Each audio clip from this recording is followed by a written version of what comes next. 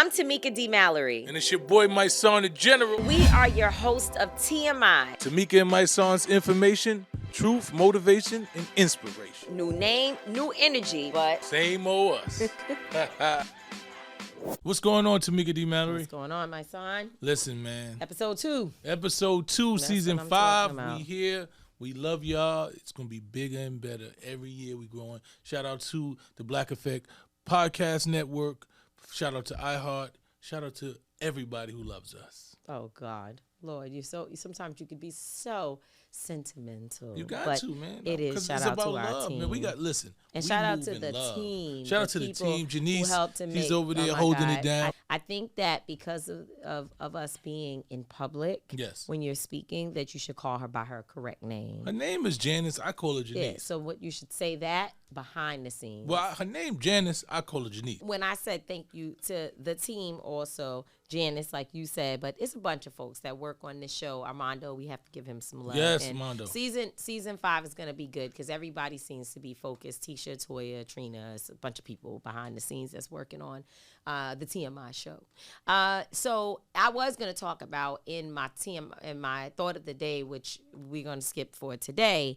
I was gonna talk about the kids in Co-op City who now have been banned from entering the mall. You have to be 18 years old to go into the mall because they have been running through, doing a flash run. They are not harming anybody. I haven't seen reports that they stole anything, but they have been running through the mall, lots of them. Yeah. And that just and so what I was going to say is, yes, absolutely, parents need to know where their kids are, and kids need to be more responsible. These are not babies. They know what they're doing is wrong. But I was really going to get more into this, the issue around, one, that Co-op City has a responsibility to help these kids have somewhere they can go run, right? So that's one thing that, we could get into at a different time. They have a responsibility to help these kids go to where there's no programs in Co-op that really truly address the needs of the youth.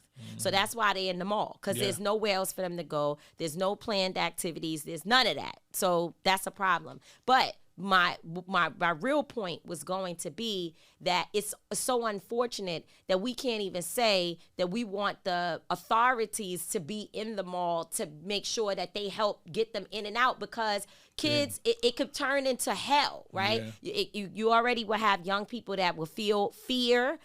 You will have parents that will be afraid that their kids are in there and God knows what can happen. And you can't trust that the authorities are going to go there and deal with the kids in a way to be like, and I don't think that cops should be responsible for being mentors, but they have a way that they deal with kids that look like white children that they don't deal with. It's supposed to be a process. And I've watched in many of these type of situations where they slamming kids on their neck and beating them up. Like, it's too aggressive. So, yeah, like you said, there definitely should be, safety measures inside the mall so people are safe.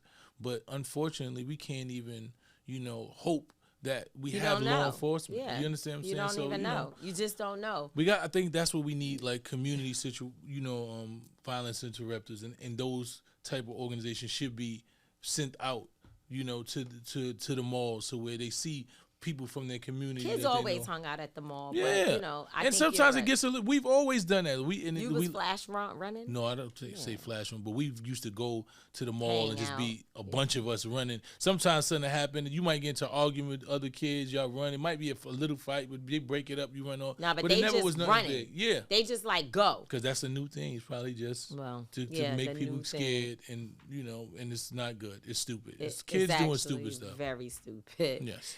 Because you could actually get hurt. And if one of those kids fall over the banner or something like that would be, a fall down the escalators is just too much. And those types of things happen, right? Because it's those types of things that you are like, oh, shoot, I can't believe that happened. What were they doing? Oh, they were running through the mall. And then the kid, so anyway, long story short, that's something, we have to deal with, because what do we do in the Bronx and other places about our youth? The TMI today, you're doing too much, or maybe you're not. And, I don't really have an opinion either way about this, because I don't know how I feel about what they call it, Indian giving. You give it and you take it back. But it is funny that one of the French politicians, I think he's from the European Parliament, he said that he believes the Statue of Liberty should be given back to France. Now, it was given to America in 1884 as a birthday gift. So it was like, I think July 4th. Independence Day. Exactly. And so he said that people in America have chosen the side of the tyrant. And so they're basically talking about the Statue of Liberty is supposed to be about liberty and justice, and now you have an authoritarian government. He didn't say that, I'm saying it, and that's not liberty at all. What we see happening in this nation under Donald Trump's presidency, not that we didn't always have issues, but they are certainly worse at this moment. And so he says, give it back. So now I wanted to know from you, and then of course from our audience, do people feel that he's doing too much, like we're not taking the Statue of Liberty down, you don't take it back, or do you feel like I actually respect and understand his position? Well, I know Trump talking about give the Panama Canal back, right? He's talking about all of these things. What else he said? It was the Panama Canal and something else. He's like, we need to rename it and all of these things. So I guess the brother is saying to himself, well, listen, since the situation has changed, like we gave this as a gift, and that's when you was our allies, and we felt like we was in partnership, and now you're completely changing the dynamics of this relationship. So I don't know if it actually stands for what it stood for. You should probably give it back. The situation has changed. The situation has changed. So I'm not mad at him. I mean, the likelihood of you giving it back is not really a thing. I don't think so. But in Trump's administration, you'd never know. He'll go have it. Never know. They uprooted and sent back in pieces. Yep, and then he'll have a statue of him built up there. For sure. For sure, he'll have the Trump statue of the. with a torch. I don't know if it's a torch. That. Like you said last week, a chainsaw. Cut the jobs, fire everybody. Elon would pay $1 billion. Elon would love to have put him there in the New York Sound or the river. Yeah, the Sound. He would love to be there. He would love to do it. Yes. So I don't know if it's too much, but nothing is off the table in this administration. So maybe it's not TMI, but then. It could be. I don't know. We'll get to hear from you all. Exactly. Y'all let us know. All right, let's get into our guest. Oh, well, we've got one of our friends on today. You know us with our friends. We back season 5 already with our friends. They're going to be like, that's why we don't like this show. Because y'all only have y'all friends, and why y'all don't have people on there y'all don't get along with and you don't agree with. Yeah, because I don't want to talk to nobody that I don't like. I don't want to give you no light on my show if I don't like you. Right. So that's it. So I'm going to bring the people that I respect, that I love, that I think is smart, that have the same moral. At least you got to have the same moral compass as me. If we don't got the same moral compass, I'm not going to expose my good people to your negative energy. Well, but then the demons. No. But then that means that y'all ain't talking to all black folk. Yeah, not me. Some black folk ain't believe in that stuff. Good luck. Well, guess what? Today we do have our friend, and I'm very, very proud to have our brother on the show. Actually, not our friend, our brother, Gary Chambers, who is a fighting leader. That's right. In Louisiana, but also across the nation. That's right. Gary is an educator. Gary is just a leader all around. I mean, and also I like to say he's probably one of the more authentic scholars in our current society, just because, when I say authentic, I mean that because sometimes Gary writes some stuff and I'm like, whoa, God, listen, Jesus. My grandmother used to say, he don't take no wood nickels. He ain't taking no wood nickels, man. That's why I love Gary, man. He shoot from the hip. You like it or you don't, but you know it's real, and that's what I love. And that's what it is. Gary Chambers, thank you so much for joining us. I think you're in the state of Louisiana right now. I am home today. I'm glad to be with my people. It's good to be with y'all. Thank you. Thank you, Gary. We don't want to keep you long because I know if you are anything like us, but certainly you and me, we're on at least 25,000 chains where we're talking about Black liberation with different people and different efforts. And so, before they start getting on us for disappearing for a while, let me hurry up and get to what we are doing. And by the way, I'm so excited about joining with you and being in partnership with you and co-organizing with you to put the State of the People Power Tour together, which begins in Atlanta, Georgia at the end of this month, the end of April. And folks are going to be learning more every day about this incredible tour. But what I do love is that there is a Voltron that's happening among us as Black folks that come from different experiences and perspectives. But again, to your point, Mysonne, they're all people who at least are leaning on the same side. We can't, we just can't do that it's other too stuff. Dangerous. That shit's too dangerous. Like people talking about, I want to hear. I don't want to hear a perspective that I know is going to be detrimental to my life. Like, and what happens is we deal with people who are so misinformed and used to being misinformed that if you have a misinformed narrative that they can utilize to support their misinformedness, then they grab onto it, right? They don't want to hear the truth. So if we bring somebody on our platform and that's misinformed, that says something, they will take that little piece and they'll cut it up and make it seem like they said something. See, that's what I was saying. You didn't know, and they don't know either. Y'all both saying some dumb shit. But people do know. But so, Gary, thank you again for just your leadership and everything else, and I'm looking forward to seeing you on the road. Absolutely. I think this is a great opportunity for us to build community, for us to begin to really engage with our people. I think a lot of what we see in this country is twisted and tormenting a lot of folks. Folks are losing hope in certain places. But when your family comes and sees about you and tells you that there is a path forward, I think that shall help us all. Absolutely. Absolutely. Yes, sir. State of the PPL.com. That's stateofthepple.com. If anyone who is listening would like to throw down with us, there's room for volunteers. There's room for money to help support us along the way. Small donations all the way up to the big stuff for the big expenses. It's all volunteer. No one has put a dime in their personal pockets. This is all work that we're doing because we love and care for our people and because we're already in the streets. And so we might as well take our efforts around the country and meet up with our folks who, as I have been saying, some of the people that are on the ground in these local communities know more than we know.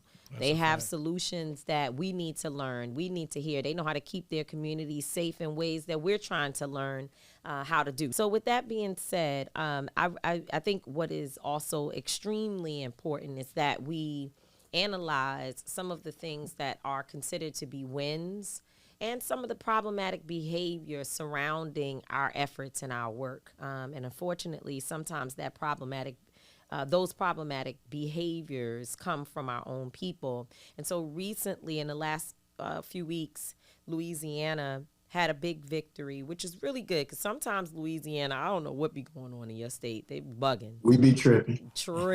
But but there were 4 constitutional amendments up for vote, and the people of Louisiana voted it down. I think I saw that 21% of the people in Louisiana turned out, but of that 21%, 64% of the people voted no on all 4 constitutional amendments that Governor Landry, he supported all 4. And, I saw a whole bunch of things like, criminalizing young people, and there was stuff about increasing judicial oversight. I mean, there was some real dangerous law enforcement or criminal justice system, rather, pieces within these constitutional amendments. And you were, rallied people to say vote no on all, which thankfully folks showed up and they, did what the local organizers told them to do in community with one another. But then also, you made another statement that I thought you were really kind about how you went about calling in our brother 50 Cent, who's doing business in Louisiana, and he was supporting the governor and supporting these amendments. And now I just want to say this one thing because I'm gonna give you the floor and let you go. But I remember a few weeks back where on this show, one of the segments, we talked about 50 Cent, who he had put in an, application or however, I don't know exactly what it was he was working on, but there was a potential, there was a possibility that his proposal to the state would not go through because the electorate, whoever the elected officials, had voted it down, or voted down let me just make sure I get it right. They voted down allowing some outside contractor to come in and do business in the state for a while, right? There was something like that happened. You can clear it up when you speak, but I know he had an issue where he did not think he was going to be able to advance his business with Louisiana to shoot there because of something that was happening with the legislature, and then it went through. So he was able to get it done. So now the question becomes, what deal was done and what was said to him in the process about what needed to happen in order for him to be able to do business? I don't know if this is relevant, but it feels relevant to me. So you take it from there and tell us all about the amendments and what happened in the people's vote, and also 50 Cent's involvement. Well, first of all, thank y'all for highlighting the wins in Louisiana. Too often we are a part of the conversation for what we don't get right. So we got it right this time, and I'm excited about that. The key component to this is that Black voters turned out at 37% in early voting. We're still going through the data to see what the total Black turnout was, but we know that Black voters led this effort to kill these constitutional amendments that would have been detrimental to out-of-state lawyers. Amendment number 1 would have given the ability to create a new system to penalize out-of-state lawyers. So when you look at folks like our brother Lee Merritt, who's come in to help on different cases from out of state or being crunk, it gives them a new way to be targeted by the judiciary and other lawyers who come into Louisiana to do help. And there's already a mechanism to deal with that. Number 2 was going to completely change our tax system. They had a piece of that legislation that was set up to kind of trick teachers into voting for it by making them believe that they were getting a raise when it was really just making a stipend that they had permanent. There was also a whole bunch of different things that they were going to do in our tax code. Number 3 was the most egregious, which got a lot of attention in conversation, which would have allowed the legislature to penalize juveniles at 14 for different crimes as adults. And so Louisiana already sends juveniles to adult penitentiary for violent offenses. And what I appreciate about the rejection of that amendment is it was Black voters and white voters in over 50 parishes out of 64 that said no to the governor about putting more kids in jail. 80% of the kids in juvenile incarceration in the state of Louisiana are young and Black. And so to have a unified effort that the majority of Black voters and white voters said no, 90% of Black voters said no on all of these constitutional amendments, and over 50% of white voters in the state of Louisiana said no to these constitutional amendments. And number 4 would have given the ability for them to run a shorter clock on elections for the judiciary. So all 4 of these policies were bad. All 4 of these policies were killed. I want to shout out the Power Coalition and all of the organizations in our state, the grassroots organizers. My social media was lit up with people posting all through early voting, posting all through the week. And what I love about this, we went to 5 different cities doing town halls. We went to Shreveport, where 50's got his music, his movie studio that he's working on. And while we were in Shreveport, I would have loved to have had the opportunity to sit down with my brother before he goes out and talks about these things in a public manner. But to your point, Tamika, the legislature had a film tax credit that was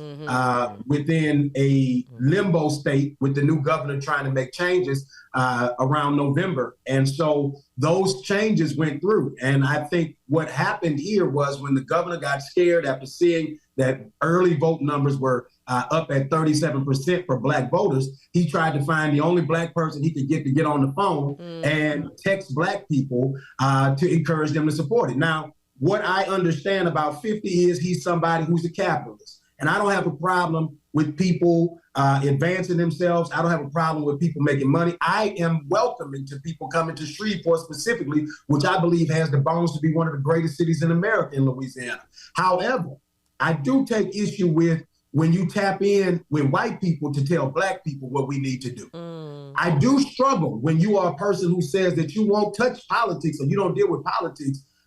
I have no problem if you would have been advocating for yourself to get your tax incentive, but your stuff was already approved, sir. They already signed the ink for you. So you didn't have to go out and advocate for them. You didn't have to take that role, and you didn't have to not check in with Black folk. I think that that is a disingenuous position to say that you're not political and then to get all up into politics, allowing people to send a video to thousands of black voters in the state of Louisiana and then expect those same black people to be supportive of you later when you aren't supportive of the things that they're supportive of, I think is a walking contradiction. And so I reached out to different folks that I felt had a relationship with him that could just say, hey, can you tell dude that this is not necessarily the direction? And people shared with me that they felt that he would continue to do so because it was good for his business. And what's good for a black entrepreneur's business is not always good for the people. So I just want to be clear. So what exactly was he advocating for? So he advocated for Constitutional Amendment number 2. I want to be specific. He did not advocate for 1, 3, or 4. Mm-hmm. He was advocating for the tax plan that would have restructured Louisiana's tax plan. And he said that he was in agreement with the governor on the effort to bring businesses into Louisiana through this tax plan. The reality, though, is this tax plan would have increased taxes for poor people because we would have had a host of more things that we pay sales taxes for. So there's this illusion that they were going to give people a flat tax of sorts, but it's not a flat tax. It would have benefited people who made over $150,000 a year where they'd have more of their money in their pocket. But people who make under $150,000 a year would have ended up spending more of their money in sales taxes. Mm-hmm. So that seems to be the new theme.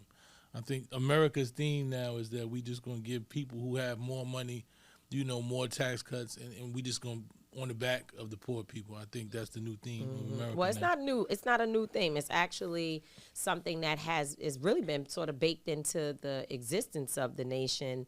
But what we have done as advocates, and it's not, of course, just our generation. This has been going on since, I'm just thinking about speeches I've heard Reverend Jesse Jackson and others make. They forced the conversation, one, to the forefront, where it would even be discussed that the people are not able to take home as much money sometimes as the damn rich people, which makes absolutely no sense that it's so imbalanced. But what they forced more than that was to ensure that elected officials that are coming to ask for our votes would go back and fight from the federal to the state level to ensure that the tax codes do not underrepresent our people and overprotect, rather, the rich. And so that didn't just happen, by happenstance. It's always what they wanted, and that's whether it's Democrat or Republican. We've had to address this issue multiple times, but right now we're dealing with an administration that they don't give a damn, so they're just like, we're gonna force it through no matter what. So thank you for the clarification on the exact amendment that 50 supported. And the reason why that's important to me is because, in the beginning, I was trying to remember what was the episode. It's been so many weeks ago, months ago, but now it came back to me. And that's exactly what it was. It was the tax code. And he was concerned about whether or not this tax code would ultimately impact his business in a way that no longer made it beneficial for him to do business in Louisiana. Now I remember what. That's exactly it. That's exactly it. So that. Go ahead. No, I was going to say, so that further undergirds my point about why he would come out in support of one of these amendments, which are not good for the community at all, is because this is the exact thing that he was working with and concerned about in terms of coming to Louisiana in the first place. And listen, he's been buying up property in Shreveport. People in Shreveport are excited about it, but over 60% of Shreveport voted against this, right? So when you look at the numbers, the raw numbers of what Louisianans thought about this, the majority of people thought this was a bad idea. The other thing is, this was the first time that voters got to show Jeff Landry at the ballot box what they thought about him since he got sworn in January of 2024. There's been no opportunity for voters to tell you, we don't think any of these things that you're attempting to do are good ideas. We don't believe that incarcerating more young people is a good idea. We don't believe that taxing more old people is a good idea. We don't believe that more taxes for young people who are trying to start a family having to give more than money to sales taxes. And even one of the services that they were going to tax is like takeout services or takeout on food, right? You're going to tax every single thing. They just added subscriptions like Netflix and all of these other things that they're going to tax folks on. So basically, every time you spend $1, Louisiana wants a piece of it under Jeff Landry. Absolutely. That makes a lot of sense that the people rejected it. And, and I think I would love to hear you speak to what is kind of next, right? Because once you get people in the posture of resistance, which is exactly what this is, and we keep telling folks that resistance does not have to look like being out at a protest or on the front lines. Resistance can look like a lot of things, and this particular election was one of those moments when people said we're resisting this nonsense. So what do you think is next in terms of helping to cultivate this attitude and this posture of the community, the 37% of Black early voters? How do we funnel them, or how do you funnel them in Louisiana into action? So I'm going to continue partnering with the different organizations that are doing daily organizing and daily efforts to inform and educate our people. I'm also kicking off some civics for the people around the state in the next few weeks between the work that we're going to do on the tour, because I think that we've got to engage and inform our people. I think the energy that people have, though it was a 22% turnout, 22% turnout, it is a ricochet effect as far as the energy. People are excited, and you all know a lot of our people like to follow a winner. And so when things are moving in the right direction, that's going to get more people to see their power. And I think once people can identify it through the data that, look, this is real, that Black voters in this state made a difference, made an impact, and then inform them. I heard somebody say something the other day recently, and they said that they asked Jesse Jackson, speaking of Rev, that why are Black folks so good at basketball or sports and things of this nature? And he said, it's the only place where the rules are in the light and they don't change. When we deal with politics, the rules change often, right? The mechanisms at which the plays move are faster than we understand before the rules change again. And so it's important that we inform our people about the basic fundamentals of government. Because if you understand the basics, no matter how much they change the rules, you go back to the Constitution, you go back to the governing documents that help you in all of the efforts. And that's why we continue to win in the courts against Donald Trump. That's why we were able to educate voters around the state about bad tax policy and bad policies that would further incarcerate our kids. But more importantly, that's how we educate our people moving forward about all of the efforts that the government is attempting to do against them. And really, once you show them that, one, trust the brilliance of Black people, but two, people can see through the smoke screens of who is for them and who is against them. And people want more money in their pockets. They want safe communities, and they want their kids to go to a school that is safe and giving them a quality education. They want to ride on roads that don't bust their tires, and they want to make sure that they can build a family in a community that is thriving of sorts. And so that's what we ought to be talking about. We should be talking about blue collar issues. Everybody's not going to be a millionaire. Everybody's not going to be a billionaire, but people ought to be able to have some stability in their households and their families.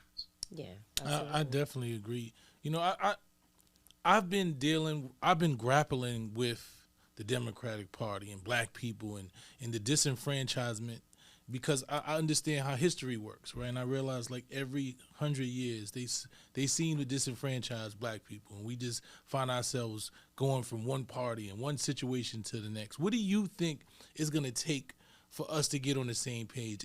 Is the Democratic Party completely done? Do Black people need to stay there? Do we need to create our own party? Like, what do you think is the next steps for us?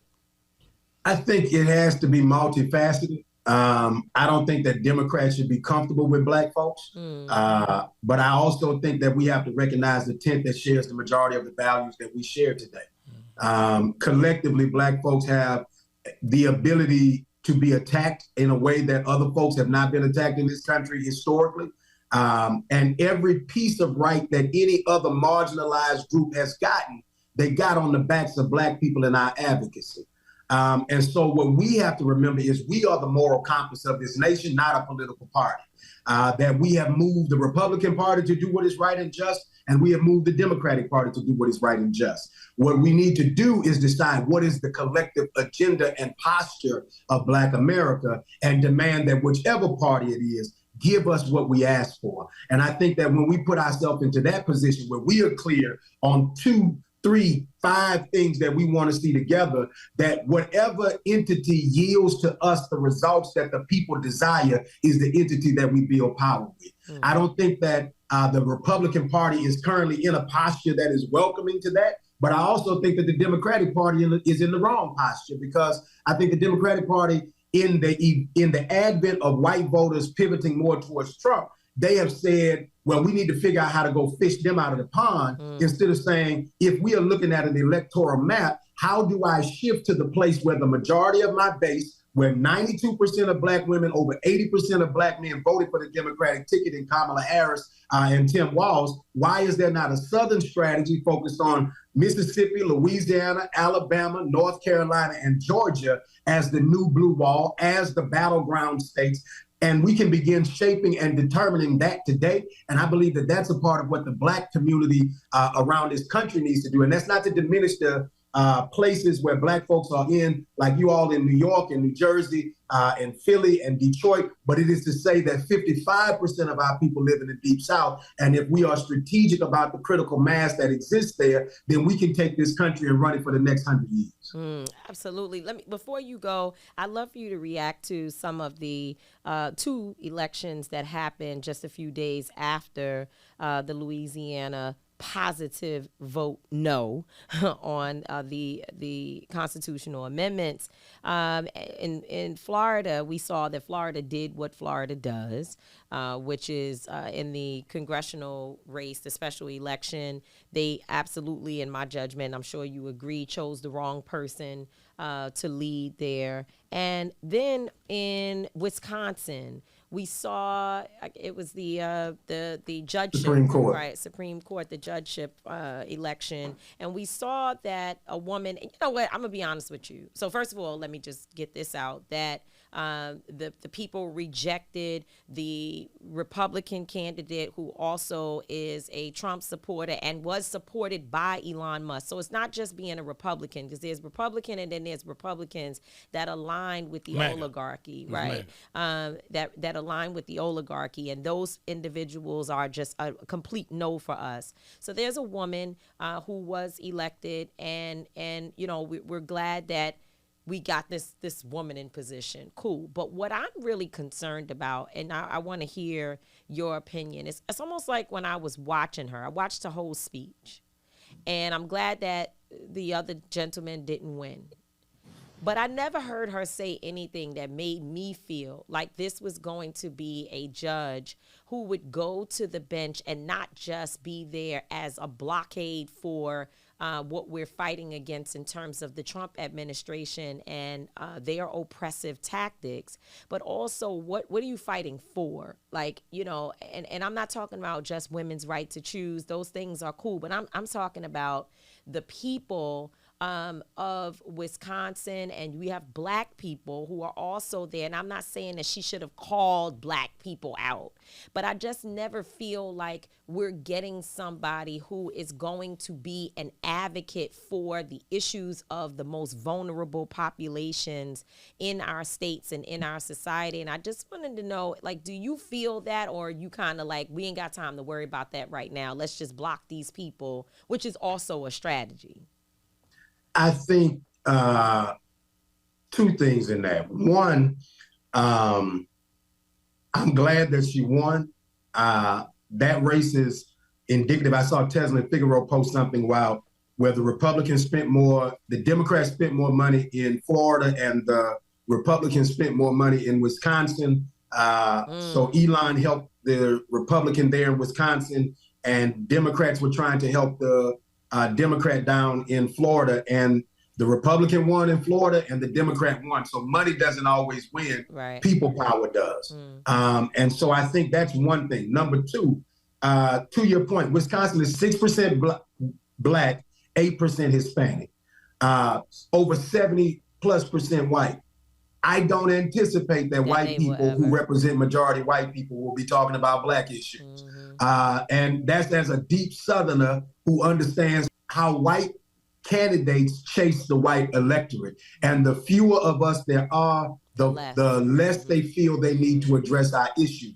And so I think that is what we see in Wisconsin, and why I am saying that Wisconsin should no longer be a battleground state. I don't oppose people advocating for the people that they mostly represent, but that is detrimental to people like us especially when you're trying to inspire people in Milwaukee to get out and vote for somebody like that, right? Exactly. And so I think that is the give and take that we play in many of these places, because some of us are in these communities because this is what we know, this is what we love. Some of us are there because this is where opportunity resides for us.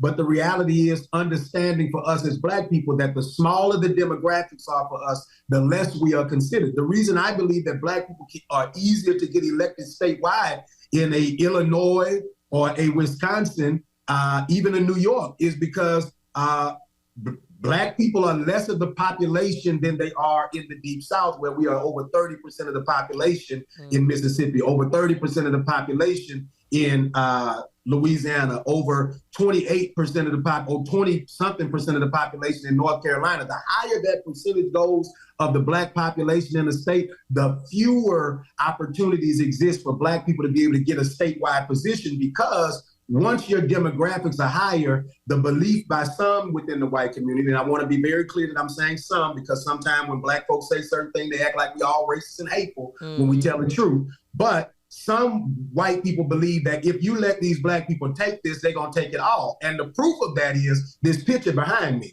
The last time Black people took a bunch of state positions in Louisiana was 1872. Oscar Dunn was elected as the lieutenant governor of Louisiana around that time. We had a Black lieutenant governor. We had a Black governor for about 30 days. We had a Black secretary of education and a Black secretary of the treasurer in the 1800s. You know, so when you process that is what many in white America are trying to prevent. They don't want to see a makeup in this country where Black people take the mechanisms of power, because that's how you ended up with Southern University and Grambling State University, right? Those institutions came because when our ancestors got these positions of power, they created avenues and institutions for us to be educated. They created pathways and pipeways for us to build industry. And those folks saw that as an attack on them, because they have always seen us as less than and property. And you think that has something to do with why they overwhelmingly supported the voter ID law? Absolutely. Absolutely. I think that when you look at white voters, they think that these things make sense, right? That why are we as Black people saying that this is a problem? Just go get your ID, right? They don't recognize all the hurdles that exist within our community. And quite frankly, they don't care. Right. Yeah. And that's what I was trying to articulate. Thank you, Gary. But that's what I was trying to articulate. Like, I listened to her speaking, the new judge, but I just felt like, okay, but you also know that this other thing is happening where Black folks and brown folks will be disenfranchised with the voter ID law. And I didn't hear anything that made me feel like she was going to be an advocate against or for, whichever way we want to position it, that as well. But I think it makes sense. I mean, the percentage is what it is. When we don't have a critical mass, we absolutely cannot expect that they are going to pay attention to us, because they don't even want to pay attention to us when we do have critical mass. And so we would be, fooling ourselves to believe otherwise. But I don't know. I was just watching. I'm beyond.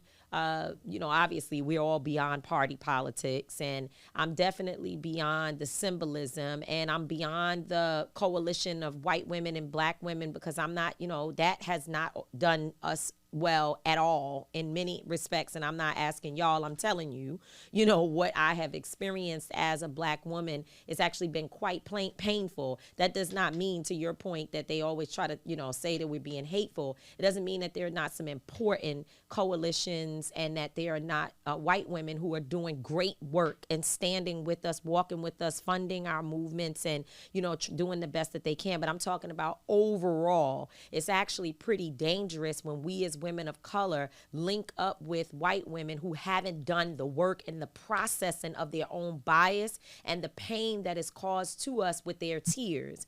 And so when I was listening to her, I just wanted to be a little bit more inspired, and I kind of fell back in my seat and said, damn. But I know if I say that, which it is going to be said publicly, but if I would have said that, at the night when she was elected, people would have been like, you being negative Betty, when right now what we need is to ensure that these folks do not advance their agenda any more than they already have with Project 2025 and all the diabolical things that they are attempting to do. So with that being said, I do understand that we have to have strategy. It's not all, we're not going to get everything that we want, but it just felt like, to me, like, damn, okay, I guess. Thank you. That's how I feel. I think the way we get to look at that is that we don't get an advocate, but we do get a vote. Good. Right? Mm-hmm. We don't get somebody who's going to be vocal for us, but we do hope that the votes that she cast on there as a justice on that court will be on the side of justice, equity, and fairness. I believe that there are white people in positions of power in the Democratic Party that have displayed that are holding the line on some of the key issues for us on the bench. And it is my hope that she will do those things. What I have learned is I don't desire to spend my time trying to get folk to do things that I believe they don't really want to do when it comes to people like that, right? But I'm focused more on trying to get those that do think the same to mobilize in a way that when we are on one accord, it forces them to do what is just. Right. It forces them to become advocates in this moment. And I think we are at the impetus of seeing that for our generation, that there's a point where the temperature will get rise enough and the strategy will meet enough that we will be able to create the environment, I think, that makes more of them join us in the chorus that says enough is enough on these issues. Speaking of that, I want to end with this. Cory Booker in his historical filibuster, do you believe that it's motivational? Is it going to inspire? Do you think it's going to give some energy to the people, to the resistance? What do you think about it? You know, it inspired me in the way that I know what Strom Thurmond was. And Strom Thurmond was a hateful, racist segregationist from South Carolina who hated Black people. And he stood in the well of the U.S. Senate for 24 hours to stand in the way of civil rights. Now, my only pushback is I wish that there would have been some piece of legislation attached to what the senator was standing for.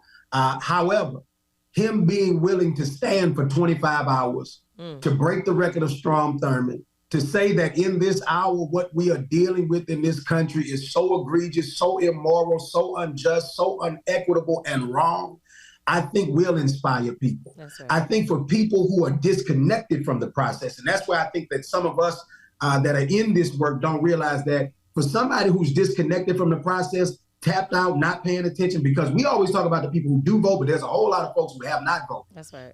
When they saw that brother stand there with his moral conviction and talk for 25 hours, you don't get to 300 million people liking something without people from all backgrounds, all walks of life, people who did vote, people who didn't vote, deciding that this was something that got my attention, made me feel something of value, and may inspire more people to move. I don't know the total impact that will come from it, but I hope that it is something that inspires more people to stand up and do something in the critical moments where that standing up will yield us a blockage or the passage of something that advances all people within this country. Yeah, no, I agree 100%. I give a lot of credit to Cory Booker for what he did. It's not easy for those of us who have to talk for a living.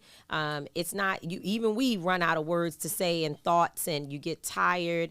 And you could tell in his eyes when he announced that he was going to do the filibuster, which, you know, filibuster is supposed to be more so about blocking votes. But he did block the business of the Senate. And, you know, you could see in his eyes that he had that fire. First of all, he is from New Jersey.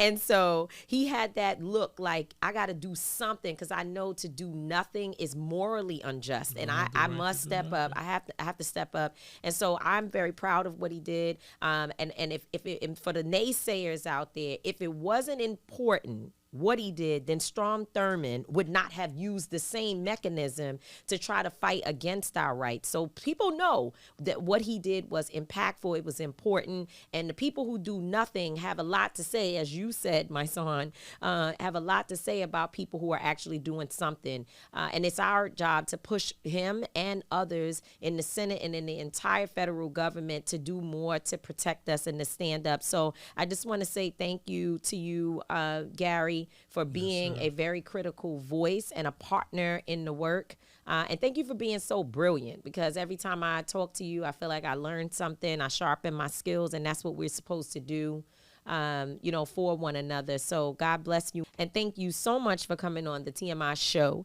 today. We appreciate you, my brother.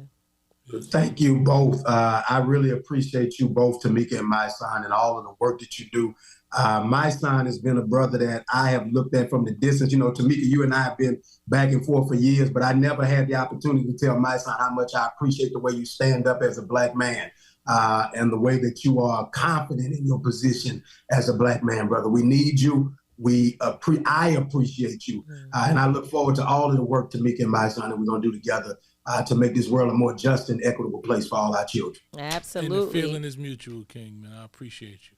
Shout out to our brother Gary Chambers. He's always educating and speaking truth to power. I remember the first time I saw him, he was at a community meeting calling out one of the elected officials, and he was reading this lady to the point she had to walk out. And it was just amazing. And just watching his trajectory continue to grow, continue to educate, I know he's going to be one of the figures in Louisiana very soon. We're going to vote him in. We're going to make sure he gets voted in. Yeah, he got to keep on going at it. He can't ever stop, because he's supposed to be in elected office. Like when you listen to him, he loves people. He's for justice. Yeah, he knows what he's talking about. He wants what's right and equitable. And anybody who wants that is on the side of my side anyway. That's right. So that brings me to a completely different subject. For my I don't get it today. Now, it comes from just a lot of just different things. Just being a Black man in America, and you see so many different accusations. You hear, people being charged with sexual assault and assault. Just even last week, with the young Scooter situation, right?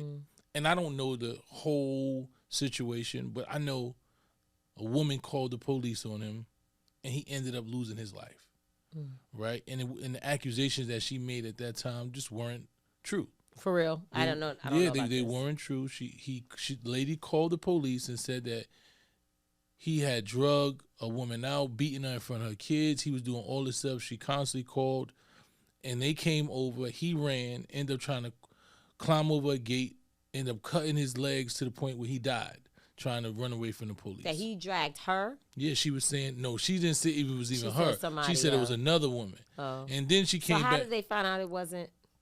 So they found out because this situation had never happened. So when they went to try to find, there was no person at the house saying this happened. Wow. Yeah, they found out this lady, she said she made calls because he had done this to her in the past. Wow. I was wondering about the leg, because I saw that they said his leg turned in, that he died. And I thought maybe he had like gangrene or something like that. I was thinking about trying to figure it out, but moving on to the next thing. Yeah.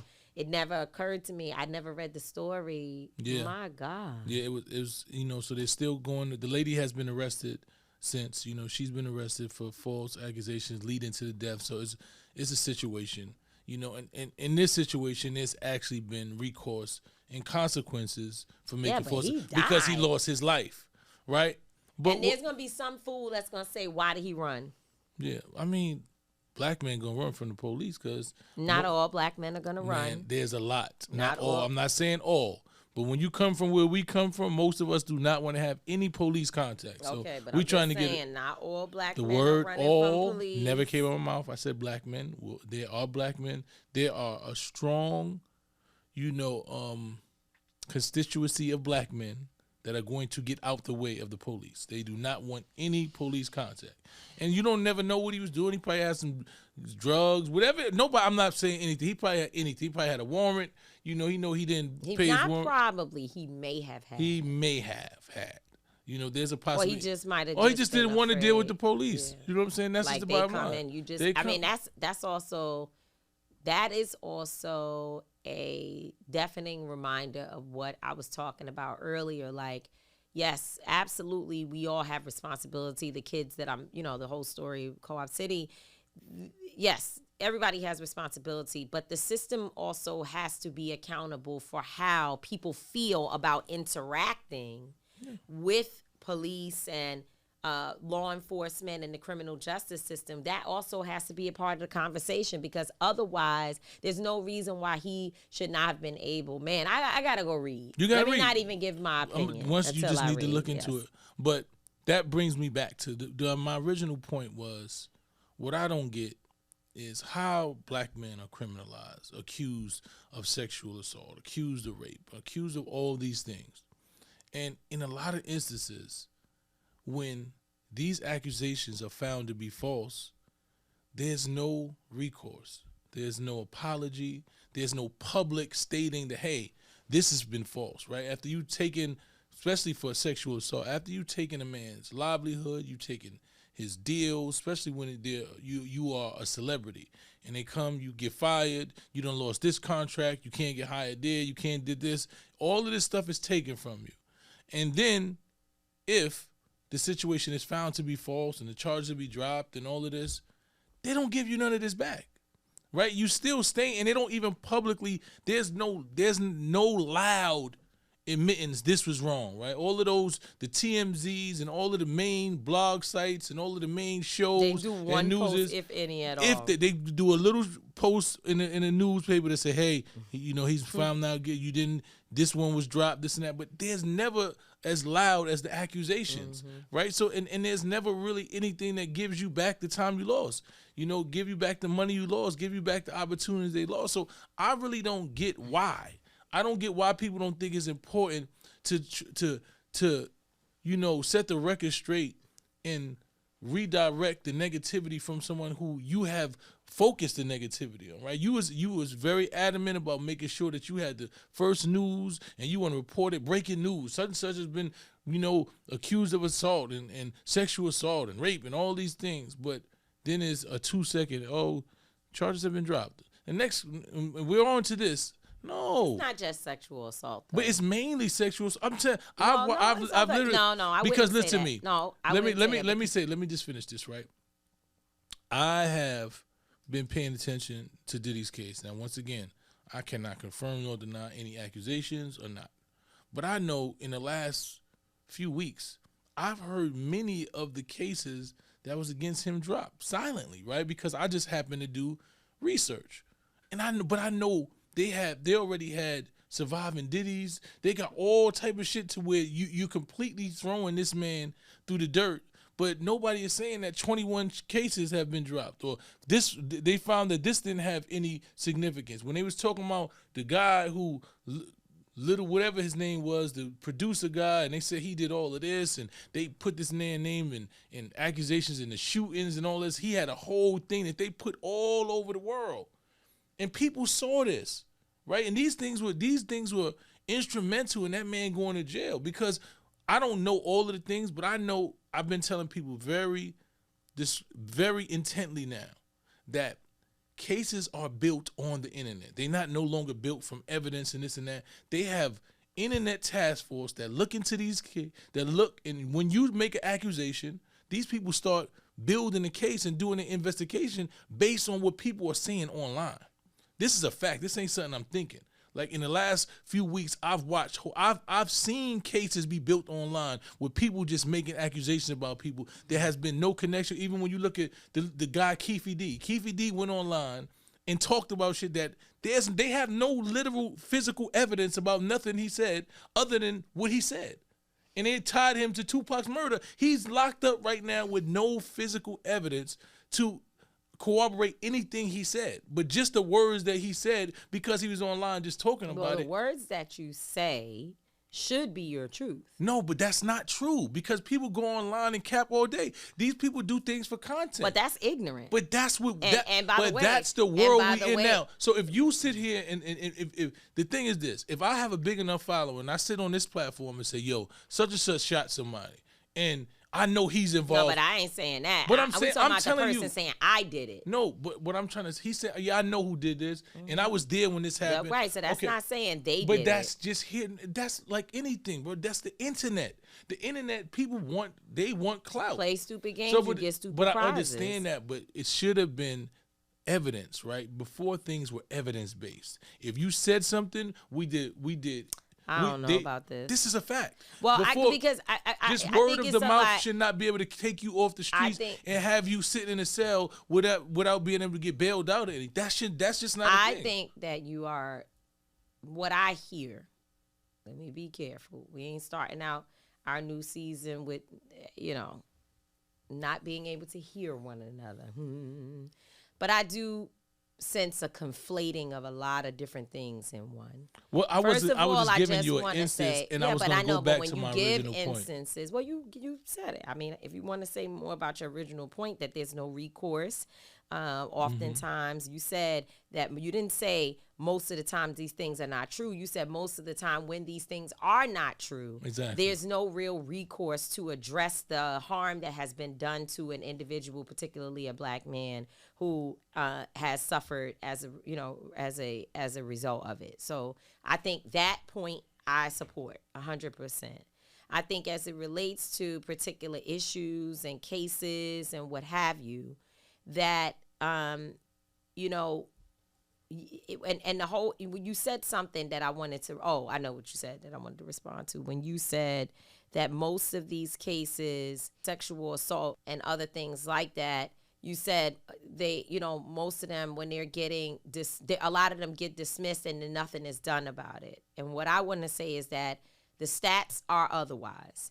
That most of the time when someone says that they were sexually assaulted, it is true. No, that's not. See, you just you changed what I said. So maybe I did misunderstand. I said when those cases are dismissed, if they are dismissed. I didn't say that most of the time they're dismissed. That's no. Not you said a lot of the times they're dismissed. Okay. Well, I just because I wanted to make sure that we say the stats are that the majority of the time, people don't even say they were. They don't even tell the truth about being sexually assaulted. That's never been my issue. And a lot of times, cases can also be dismissed. Now, I'm not so that there's nobody that's going to go and say, oh, Tamika Mallory is saying it's this, that, and the third. Because I am not speaking to any particular person's case, including Puff.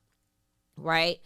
But what I will say is that there are times when cases are dismissed that it does not mean that the person is not guilty of the action. It just means, like you said, to your point, and we get it. We have to, in many ways, depend on the criminal justice system to do the right thing, in which we already know to deal with that. But that a lot of times a person is either unwilling to go but so far because your life can be ruined, and or the evidence might be older, or, you might not be able to find the people or get them to speak up for you about what happened. And there's a whole lot of factors that go into that. So does that mean that the person who has been harmed deserves the repair?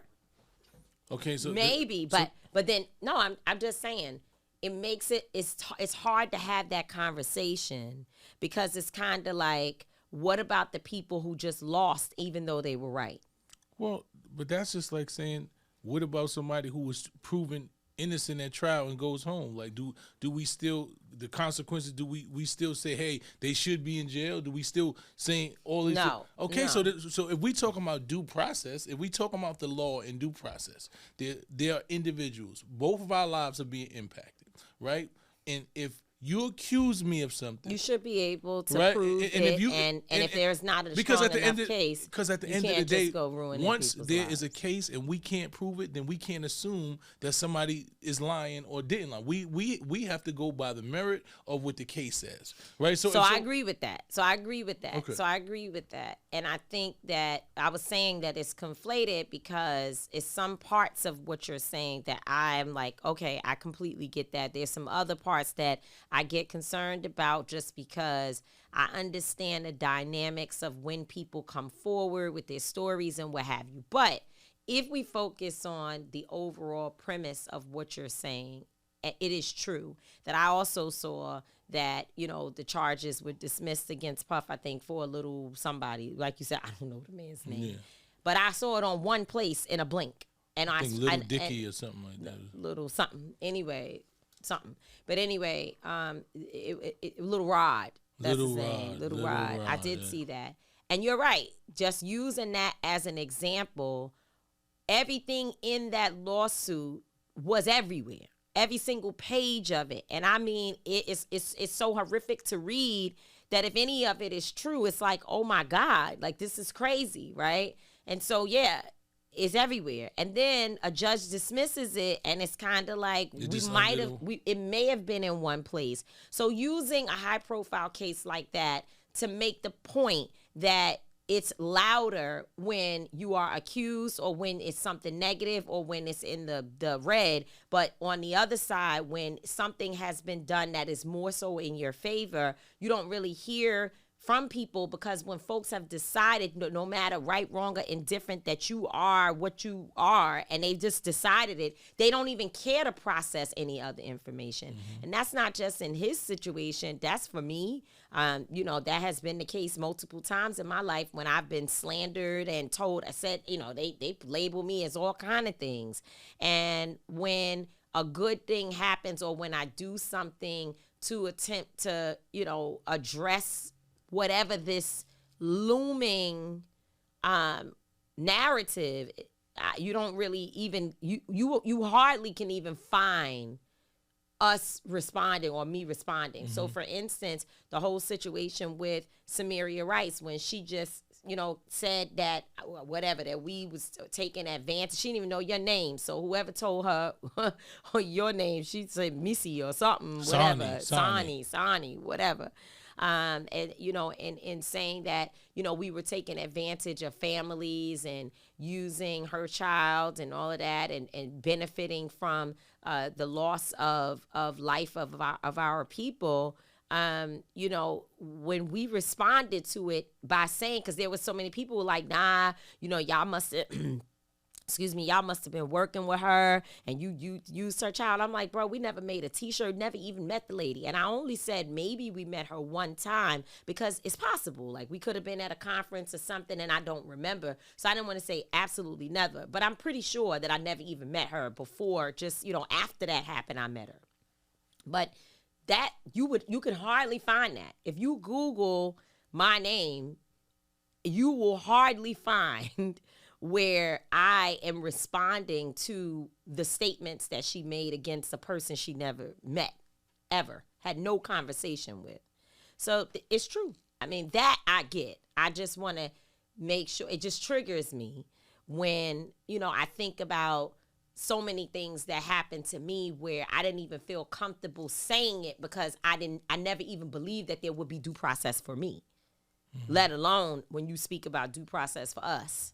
So it's a tough conversation. It is a tough conversation because the thing is, I've just, like, even when we look at the situation with Jay-Z, right? A lady admitted to lying. Like, literally admitted to lying. She did. And there's no recourse. There's nothing. Did. This man, they ran this man name through the mud about a teenage girl, a kid. Yeah. You understand what I'm saying? Like, so he has to, and this is a billionaire. So he had to forcefully say, I'm going to sue everybody. It's just not going to go away. I know he's probably going to the press and making sure that, because he realizes how this stains his life and his career. He realizes that the average person doesn't come back from even accusations of this. So if somebody admits to lying about something, If you find somebody, and it's not just that, okay, it wasn't enough evidence, this person was still steadfast. When somebody admits to lying, when you find out a person is lying, when you find out they made something up, there should have to be some level of recourse. There should have to be the same people who publish that. There should be some type of media etiquette or media, something that demands that if you are somebody who is on the front page posting somebody's name for 20 days straight, you need to post the recourse if you find out that there's a lie the same amount of days. Yeah. Well, I think there's definitely a need to balance out some of what we see happening, because there's even, stuff where, I don't know, I've been having conversations with different people who feel like celebrities also, and celebrities are human people, and yes, do they have more privilege? They have more resources, which therefore makes them more susceptible to a whole bunch of things, absolutely. But I don't think that it means that they should just be harassed. But and that there should not be an end to, the harassment that we see some people going through, and that's also another conversation. But we could stay here all day because it's a sensitive topic, but it's a good topic to discuss, because there has to be a way that people feel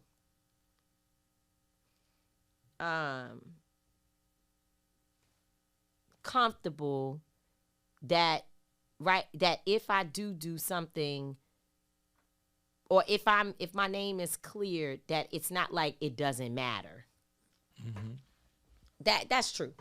I agree. It should be. I mean, it should be, especially when rape and sexual assault is the most egregious thing that a man could be accused of. Yeah. Yeah. So.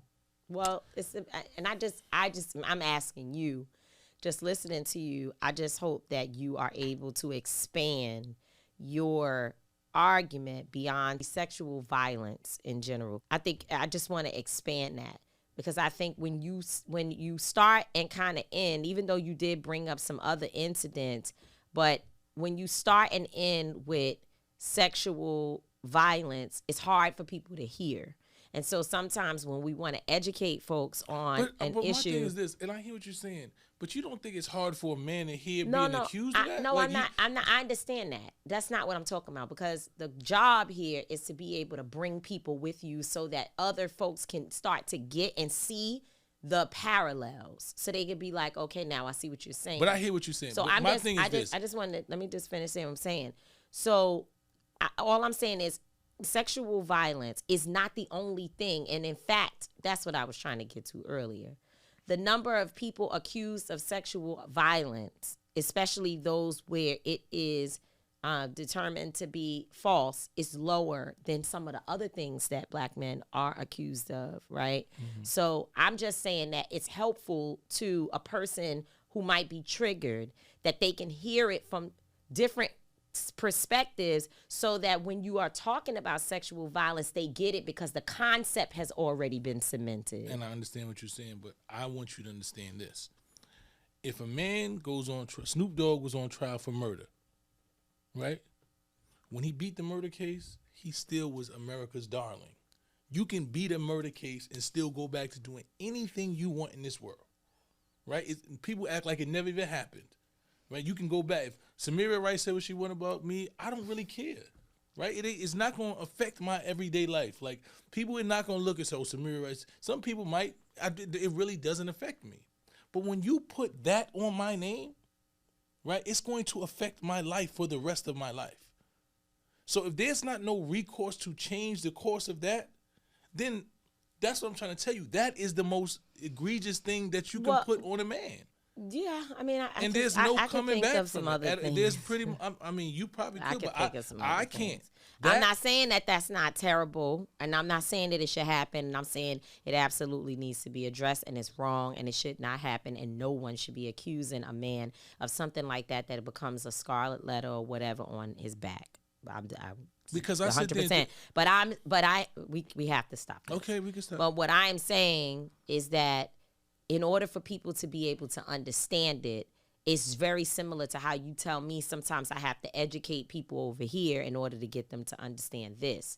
And so the concept, in my judgment, should not just be rooted in sexual violence, because Black men have been accused of a lot of things that also have been damaging, maybe not quite as damaging as sexual violence, but there are other things that happen. So I'm just hoping that when you speak about this, and I'm not here, that you can broaden the conversation to include some other things that can be very damaging to a black man or a black person that is not corrected. Well, I mean, other than pedophilia, I don't really see what it is, but I'll do some research on it, and see what I could come up with. But, hey.